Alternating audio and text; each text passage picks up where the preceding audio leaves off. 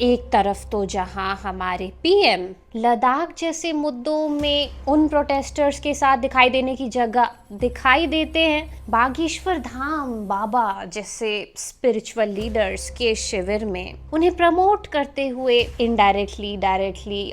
May be उनके माध्यम से खुद को प्रमोट करते हुए, वी डोंट नो, कुछ भी। जहां वही बागेश्वर धाम बाबा दिखाई देते हैं मनुस्मृति को शास्त्र शास्त्र बोल के प्रमोट करते हुए। 5 लोगों का नाम नहीं लेना चाहिए, हम नहीं कहते, ये मनुस्मृति शास्त्र कहता है, भार्या का नाम नहीं लेना चाहिए। और दूसरी तरफ उन्हीं के दोस्त पॉडकास्ट में मनुस्मृति का फेवर लेते हुए दिखाई देते हैं कि भाई एक एक बात जो इस शास्त्र में, सो कॉल्ड शास्त्र में लिखी हुई है, ये वो गलत हो ही नहीं सकती। मैं फिर कह रहा हूँ जी, मनुस्मृति का कोई भी श्लोक राष्ट्र विरोधी नहीं है। B.R. अम्बेडकर को भी चैलेंज कर दिया कि कॉन्स्टिट्यूशन गया भाड़ में, कॉन्स्टिट्यूशन जिसने लिखा वो गया भाड़ में। अम्बेडकर जी को लेकर आपने एक इंटरव्यू में कह दिया कि उनको भाषाओं का ज्ञान नहीं था, मनुस्मृति पे। उनके चाहने वाले कह रहे हैं कि 9 भाषाओं ज्ञान था, जिसमें संस्कृत भी थी। बिल्कुल नहीं थी। यदि संस्कृत रही होती तो मनुस्मृति को जलाने का वो पाप न करते और उसी को उन्हें दंड भोगना पड़ा राजनीति में। तो जाहिर सी बात है ऑलरेडी जिस बुक का पीआर इतना स्ट्रॉन्ग हो चुका हो कि स्वयं पीएम जहाँ पे जाके भाषण दे रहे हैं, वहाँ जो लोग बैठे हुए हैं बैकग्राउंड में पीएम का समर्थन करते हुए, पीएम को प्रमोट करते हुए, इनफैक्ट पीएम उनके माध्यम से खुद को प्रमोट करते हुए, तो जाहिर सी बात है फिर कि जिस बुक का पीआर ऑलरेडी इतना स्ट्रॉन्ग हो, उस बुक के श्लोकों को अगर एक साइको एनालिसिस करके पेश किया जाए या उसकी फिलॉसफी को रियल टाइम डेटा के हिसाब से, वर्तमान के हिसाब से इंटरप्रेट करने की कोशिश की जाए तो मिर्ची लगेगी, बहुत लोगों को मिर्ची लगेगी। मनुस्मृति श्लोक नंबर 9.6। तो यहाँ पर पत्नी की रक्षा की बात हुई है और वहां पर बताया जा रहा है कि वश में रखने की बात है। ठीक है, तो ये ध्यान से देखिएगा कैसे चालाकी खेलते हैं कि यहाँ पर रक्षितुम आया है। ठीक है, ये रक्षा की बात आई है, यहाँ पर लिख दिया गया है कि अपनी पत्नी को वश में रखने का प्रयास करे। तो आज के इस वीडियो में हम डिस्कस करेंगे मनुस्मृति के कुछ ऐसे श्लोकों के अर्थों को कि किस तरीके से एक वर्ड, बस 2 अक्षरों का एक प्यारा सा वर्ड, एक ढाल की तरह, एक अस्त्र की तरह, लिटरली एक एरो की तरह यूज किया जा सकता है एक बहुत ही बड़ी आबादी को, उनके दिमाग को कंट्रोल कर लेने में। और इस अस्त्र को चलाने के लिए बस यूज करना है एक प्यारे से शब्द को एक बहुत ही गहरे अर्थ के साथ, and the deed is done, everything is done. Patronization एक ऐसी तकनीक, एक ऐसा साइकोलॉजिकल टूल जिसे बड़े बेहतरीन तरीके से यूज किया जा सकता है एक बहुत ही बड़ी जनसंख्या को कंट्रोल करने के लिए। पेट्रोनाइजेशन अक्सर कहा जाता है the act of being a patron और सपोर्टर। ये सपोर्ट वो वाला सपोर्ट नहीं होता कि हम एक्चुअली में किसी पे करुणा करके उसके अच्छे के लिए हम उसका सपोर्ट कर रहे होते हैं बिना किसी स्वार्थ के, नहीं। पेट्रोनाइजेशन में जो सपोर्ट किया जाता है वो कुछ इस तरीके से किया जाता है ताकि एक तरीके से आप अधिकार जमा ले उस सामने वाले व्यक्ति पे, खुद को एक तरीके से फादर फिगर डिक्लेयर कर दें पहले तो, हेल्प करके सामने वाले की कि मैं इसकी हेल्प कर रहा हूँ, हेल्प कर रहा हूँ, हेल्प कर रहा हूँ, इसकी जरूरत को पूरा कर रहा हूँ। लेकिन जैसी मौका आए वैसे ही इसी चीज का यूज करके कि आपने उसकी बहुत हेल्प करी थी, आपने उसके अच्छे के लिए बहुत काम किए थे, आप उस पे मौका देखते ही एक अथॉरिटी, एक अथॉरिटेटिव फिगर की तरह आपका दिमाग अब काम करने लगे कि इस इंसान पे तो अब आपका हक है और अब इसकी जो भी वॉइस होगी वो इसकी खुद की नहीं होगी बल्कि मेरी बात ये सुनेगा या सुनेगी, तभी मैं उसे मानूंगा। अगर आप साइको एनालिसिस की नज़र से देखेंगे तो इस पूरी प्रक्रिया को बोला जाता है इम्पोस्टर सिंड्रोम, जिसका मेन कारण माना जाता है ह्यूमन बीइंग्स के सबकॉन्शियस में बैठी हुई इनसिक्योरिटी। अगर वेदांत की नज़र में कहें तो अपूर्णता, एक अज्ञान कि मैं कुछ भी नहीं कर सकता ढंग से, एक इनसिक्योरिटी की फीलिंग। लेकिन क्योंकि ईगो इस बात को मानने के लिए कभी तैयार नहीं रहता, तो कई केसेस में ये ईगो एक वायलेंट रूप ले लेता है, एक तरीके से इम्पोस्टर सिंड्रोम का रूप ले लेता है, जहाँ पे ये जो पर्सन होता है जो कि इम्पोस्टर सिंड्रोम शो कर रहा होता है, they generally They mask their self-doubt by making others feel less capable, thereby reinforcing their own sense of importance. Basically कि खुद को जब पता है कि भाई आप जो कर रहे हो आपका बेस्ट तो वो आ नहीं रहा, लेकिन ये आप दिखा तो नहीं सकते सबके सामने, कौन एक्सेप्ट करे कि भाई मैं जो कर रहा हूँ वो पता नहीं क्यों कर रहा हूँ। तो इसीलिए दूसरों को पब्लिकली ह्यूमिलिएट करो या दूसरों को दिखाओ कि आप लेस कैपेबल हो।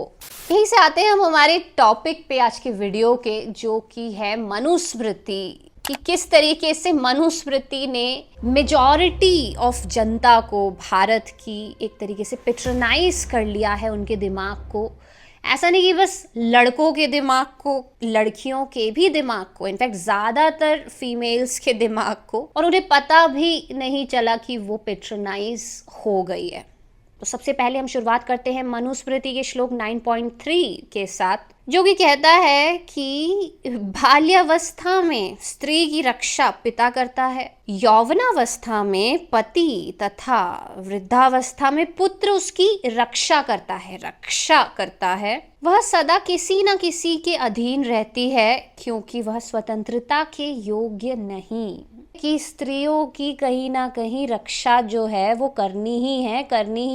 है क्योंकि वो स्वतंत्रता को डिजर्व ही नहीं करती। मतलब बाल्यावस्था से लेके युवावस्था से लेके वृद्धावस्था में भी उसको नहीं छोड़ा, हर जगह जो है कोई ना कोई लड़का इन्वॉल्व होना चाहिए उसकी रक्षा करने के लिए। अब आते हैं अगले श्लोक पे, ठीक है, विच इज श्लोक नंबर 9.18। स्त्रियों के लिए मंत्रों द्वारा धार्मिक कर्म निषिद्ध है क्योंकि वे इंद्रिय नियंत्रण में रहित और मंत्राधिकार से वंचित है। यह धर्म का नियम है। क्योंकि यहाँ पे मनुस्मृति के धर्म की बात कर रहे हैं, तो फिलोसॉफिकली जब भी हम एनालाइज करेंगे इस पूरे मनुस्मृति की बुक को, तो जब भी धर्म वर्ड आएगा तो यहाँ पे हम भगवत गीता के धर्म की नहीं बात कर रहे हैं, क्योंकि भगवत गीता का धर्म वो निष्काम कर्म होता है, डिजायरलेस एक्शन होता है, ठीक है। उसको आप इस वाले धर्म के वर्ड से इक्वेट नहीं कर सकते। जब भी मनुस्मृति में धर्म वर्ड यूज होगा तो उसका मतलब है मनुस्मृति वाला धर्म। और वो कैसे धर्म को डिफाइन कर रहा है कि धर्म वो है जिसका नियम ये है कि लड़कियों को मंत्रों द्वारा धार्मिक कर्म निषिद्ध है, कि उनके हिसाब से जो उनका सो कॉल्ड धार्मिक कर्म है, जो कि मंत्रों द्वारा है कि भाई मंत्र उच्चारण करो और हवन आदि करो, मतलब फुल जो होता है पूरा कर्म कांड जो होता है कि भाई ऐसे ऐसे करो, मंत्र उच्चारण करो, तो उसको मनुस्मृति कह रही कि भाई वो लड़कियों के लिए है ही नहीं, वो निषिद्ध है, बिल्कुल रेस्ट्रिक्टेड है, क्योंकि वे इंद्रिय नियंत्रण से रहित और मंत्राधिकार से वंचित है। मतलब इंद्रिय नियंत्रण मतलब उनके बस की बात ही नहीं है। पहले ही बता दिया गया है कि भाई ये निरिंद्रिय होना या हवन आदि करना, मंत्र उच्चारण वगैरह करना, ये इसमें जो है स्त्रियों का कोई रोल ही नहीं है। नाउ द नेक्स्ट श्लोक विच इज 9.15, जो कि कह रहा है स्त्रियां क्योंकि स्वभाव से ही पर पुरुष पर रीझने वाली, चंचल व अस्थिर अनुराग वाली होती हैं, अतः यत्न पूर्वक रक्षित होने पर भी वे पति को धोखा दे देती है। अब आपको समझ आएगा कि मैं क्या कहना चाह रही थी। अभी मैं उस चीज पे आऊंगी, उस वर्ड पे, जिसकी वजह से पूरे श्लोक जो है मैं आपको दिखाना चाह रही थी। मतलब साफ साफ बोल दिया गया है कि ठीक है, चलो एक तरीके से स्त्रियों को डिफाइन कर रहे हैं, वहां तक समझ आ रहा है कि वो चंचल व अस्थिर अनुराग वाली होती हैं, स्वभाव से ही पर पुरुषों पर रीझने वाली होती है। मतलब ये पहले डिक्लेयर कर दिया है कि भाई स्त्रियां तो ऐसी ही होती है कि स्वभाव से ही पर पुरुष पर रीझने वाली होती है, चंचल और अस्थिर होती है। तो इसीलिए यत्न पूर्वक बहुत हम कोशिश करते हैं इनको, है ना, रक्षित करने की भी, उसके बाद भी ये पति को धोखा दे देती है। तो रक्षित होने पर भी, गौर कीजिएगा, रक्षित होने पर भी, यहीं पे आता है मेरा पूरा पॉइंट, जो मैंने पिछले 2 वीडियो भी बनाए थे इस चीज को लेके, जिस चीज को लेके पूरी मनुस्मृति कंट्रोवर्सी भी हुई मेरी, जिसमें लोगों ने मुझे ब्लेम किया, गाली गलौज की, आके पता नहीं क्या क्या बकवास करी, ट्रोलिंग करी कमेंट सेक्शन में आके, बहुत ज्यादा डीएम किए कि भाई ये जो लड़की है ये हिंदू जो शास्त्र है उसके मीनिंग को मिस इंटरप्रेट कर रही है, ये कर रही है, वो कर रही है। भाई मैं आपसे पूछना चाहती हूँ कि जस्ट बिकॉज आपने यहाँ पे लिख दिया है कि ये लड़कियों के साथ कर दो तो वो रक्षित हो जाएंगी, आप उनकी रक्षा कर लेंगे, तो ये मैं यहाँ आपसे पूछना चाहूंगी कि जितने भी धर्म के सो कॉल ठेकेदार घूम रहे हैं यहाँ वहां, इंक्लूडिंग वो लोग भी जो कि ऐसे लोगों के शिविरों में जाके उनको प्रमोट कर रहे हैं या उनके थ्रू खुद को प्रमोट करवा रहे हैं या उनके साथ फोटो खिंचा के दिखा रहे हैं अपना सपोर्ट कि हम तो इनके साथ है, उनको मैं ये सवाल पूछना चाहूंगी कि जस्ट बिकॉज आपने लिख दिया वहां पे, मनुस्मृति में किसी ने आया, राइटर ने लिख दिया वहां पे आके कि इस तरीके से लड़कियां जो है रक्षित हो जाती हैं, रक्षा उनकी हो जाती है, तो मैं ये आपसे पूछना चाहूंगी तो इसलिए क्या सारी लड़कियां ये मान लें, या कोई भी लड़की ही क्यों, जातिवाद जो होता है मनुस्मृति में, ऐसे भी कुछ लोग हैं जहाँ पे जातिवाद हुआ है, शूद्रों को मेंशन किया गया है। The main reason why doctor B.R. Ambedkar went against Manusmriti कि उन्होंने जला ही दी मनुस्मृति। अब मैं आपसे ये पूछना चाहूंगी कि जस्ट बिकॉज आपने ये सारी चीजें मेंशन कर दी है कि एक पर्टिकुलर वर्ग को या लिंग को ये चीजें फॉलो करनी पड़ेंगी आपके हिसाब से, तो वो रक्षित हो जाएंगी, उनकी रक्षा हो जाएगी,